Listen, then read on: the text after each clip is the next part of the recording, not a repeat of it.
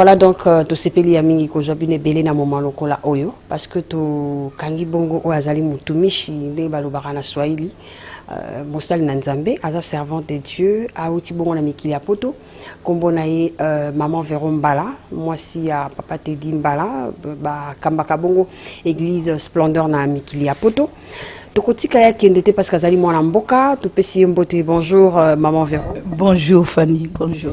Maman Véro, ozali motu ya pona mboka Congo, est-ce que vous avez déjà? Oui, nayebi yango, amen, amen. Ouais, nayebi. Sika wakoya na mikili ya na mboka na biso Kinshasa, tomoni yo kote ya na ba église, bipai na bipai. Est-ce que prépara ki yango ou bien tango ye o sol na ba relation na yo po ba yamba yo na betonga na bango? Tango na yaki, ezalaki déjà prévu ba yaki na koya awa. Ba pesa ki déjà rendez-vous ba ki mokolo koya, faut oya kote ya na église na biso. Parce que bayoka qui me fallait ba mona tant papa yaka souvent ba vacances awa ayaka koteaka na par-ci par-là bango siko baba ki le so qui maman y cette fois-ci aya pe na église na biso po bayoka pe lilo bana Nzambe. Maman Véro fanda pena kimia parce que vandi penza bien otonda penza parce que zali mosali na Nzambe otala ka mingi caméra esengo nanga ezali ko yamba lokola servante de Dieu kasi yebisa biso mbula boni osali na makamu na Nzambe.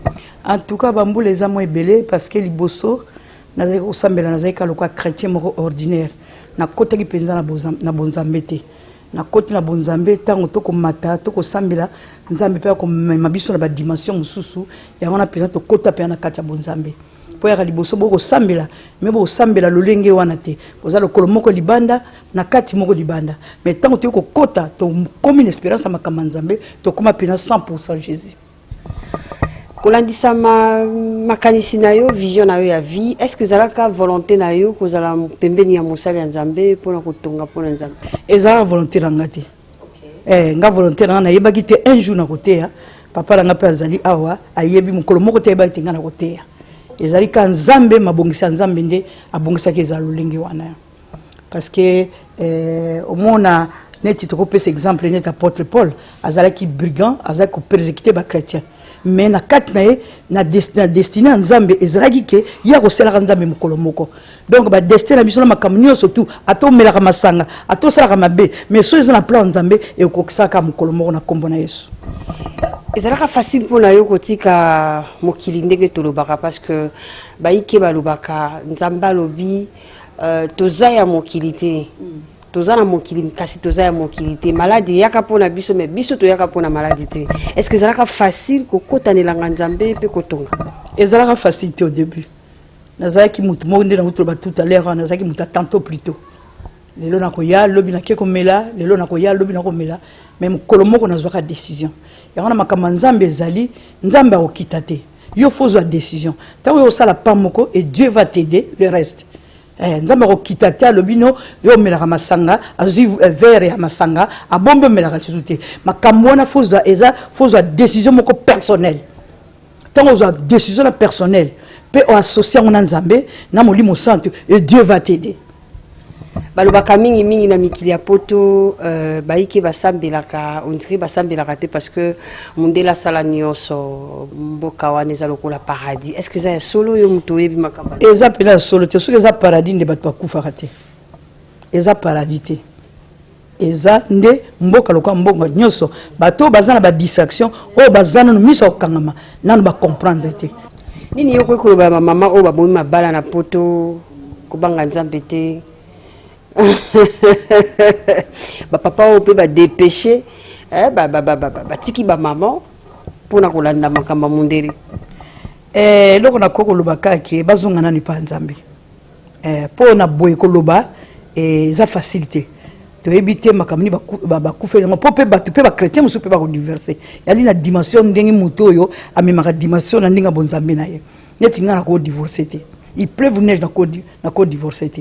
Pona nini? Na ko divorcer parce que nabi ke onza makangisi mutako kabola ngote. Parce que bato ba ko divorcer. Fallait ba bala tenenge Bible lobi. Soki ba divorcer, ba vandi bazili moko kufa bongo bali. Mais tant bazo bala na ezana na volonté Nzambe te parce que soki batumi bale ba kabwani, ba ko bala kaka soki o kuna kufi o akufi. Mais au mona bango o ya kufi te basi ba balani. Est-ce que c'est la volonté de Dieu? Il faut que Dieu nous aide. Et le Saint-Esprit nous aide pour comprendre quelle est la volonté de Dieu. Maman ni yaza modèle pa inayo o ya pesio peut-être makasio yo na mayelo yo zo kabola ngo pe na ba jeunesse wezo ya. Na ko mutinga mutapesinga mayelite. Na viva be preuve moko très difficile na vie na ngai. Na zaki mutu mona ki mutako mobali na ngaza ki pe facilité pour la gérer.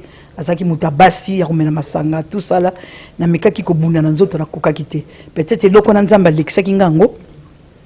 Pour comprendre, parce que même la vie chrétienne, il faut un témoignage personnel. Au cas où sans témoignage, il faut un témoignage boye. Oh yes, à l'ongolo na libulu, à commission n'ingo komi mutuna sikaboy. Et que le cause a bon, ngaye zali témoignage personnel, nazali ko vivre, nazali ko sambela, mais qui me zala kitenanda kunanga. Or que nzamba permetaki na ba preuve na lika ki faina luka nzambe, nzamba komisanga ona komilelo. Donc, nous avons un modèle, nous avons un conseil, nous avons un conseil par rapport à l'expérience. Tolinga kite kotika yo kende bongo bonjour Fanny dans Kata Vision FM boya ki yo kende ozo bongo pepo sans pour autant koleka awa totonjo botondi mingi kasi okotala bongo caméra pona koyebisa bana nyonso ya splendeur oyo lingi parce que za kati ya Kinshasa biso moko to moni lo lenge nini to accompagner ye ipa ya kende kote ya donc il y a 2-3 églises où il y a des qui beaucoup mona bilili kaka awa na Vision FM télévision.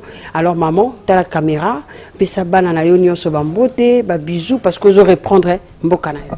En tout cas, vraiment nazane sengo, nazana banana nga molimo, on a tiki kuna na musika na mboka Lyon, ya liboso na saluer na no mon coach personnel papa Tedimbala Diluka, so naza lelo yende mutasalinga palais du Saint-Esprit. So que zaki yete peut-être na habité na mutu moko ba kwiti na komena masanga. Na saluer na coach na Tedimbala mon coach.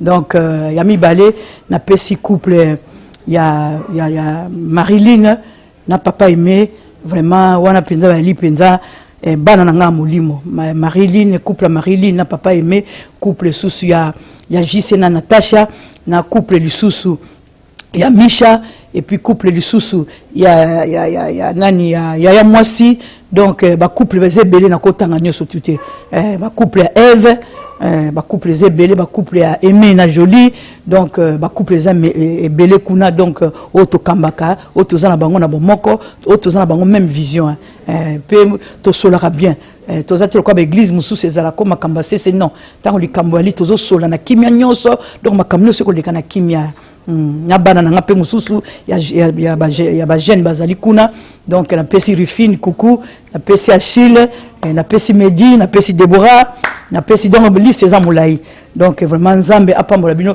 ba kalaté na zozongo mboka ngai bo vivre la puissance et la démonstration du Saint-Esprit. Voilà, bonjour Fanny et sepeli ko yambayo maman Verombala moi si papa Tedi donc papa Tedi Nzamba pambola yo parce que sali musala munene babi éduquer une femme c'est éduquer toute une nation to moni lolenge kani ba nation zo bika na nzela musala yo sali en tout cas bon moi imolai pona bino kasi na kati ya émission na biso bonjour Fanny tozi opportunité ya koyeba papa ya maman Véro a coupé sa témoignage moké pour moi na ende biso to ko 4 émissions oyo pour écouter la souvenir de souvenirs yango te maman ezali bongo papa na zawana ayebi lelo papa na komondi manzambe na ngai pa moni penza usala nazo sala nazalaka bongo teta on a koyamba ya liboso ta on a koyakisasa. Alors to sepeli ya mingi parce que zali libakwa kitoko maman Véro ko comprendre likambo to sali bambole koya to kutani bongo na papa aboti ezali esengo mingi komona papa azo tala mwana ye azana makasi azo saira nzambe kombo na ye papa Alois papa Alois mbote mingi mama mwana na yo maman Véro akoma mosali na nzambe monene Zamba komi kosaela ye akoti na mabele ya basusu oyo ezali mabele ya mindele ndetela biso mwa moke lisolo na ye par rapport a kokola na ye kokola na ye banda bomwana aki na mobulu te ye nde ayi kobundela bandeko na ye bitumba mpona makasi ayi gauchel te lokola ayi kokoma boye akei poto me mobulu lokola bana nyonso yaki na yango te ayi intouchable na beta moko tata reproche kwa kotambola bien nde tino wana Nzambe akonfirme kondima na ye lokola komi mokolo. ayebisi biso ke osila kondima nzambe na ye ezalaka na likambo nini na ndima nzambe na ye po te akola conduite malamu nasala eloko moko lokwa mwana nabeta ye to te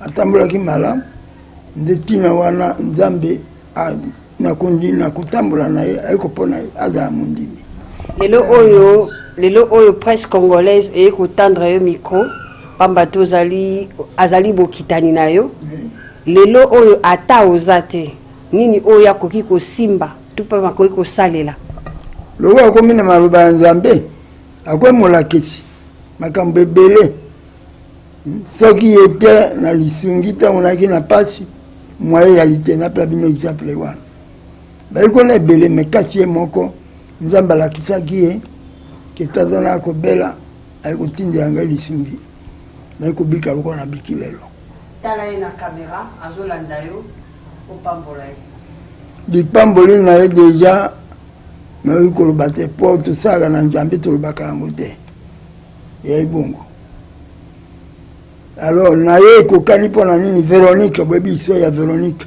na Yesu eyaki eyali makambo ya nzambe. Merci beaucoup, papa. Merci beaucoup.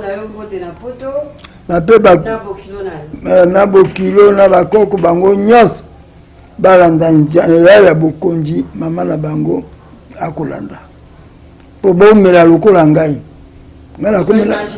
nakomi na mbula tukoli bwana misato alors bakumela mpe bakozala malamu moto moko ya mokili akozwa ye te nasotelaka mingi mpo na ndenge bana wana bazali kotambola mobulu te lokola bana ya poto soki bayawa balata babilamba balakisaki baye na poto te balaka simple alors ngai nasotelaka mingi na ndenge na bango baye nyonso bakolanda lisolo ya mama Véro na nzela tata na ye tolingi tokabola na yo secret ya koumela mokili eza nini kolanda nzambe yesu kristo ayaki na bokonzi na ye mpona moto nyonso na mokala na Luka chapitre 10-18 ozali mosala ya nzambe ne mosala nzambe nzambe apambola yo na yo lokola apambola yo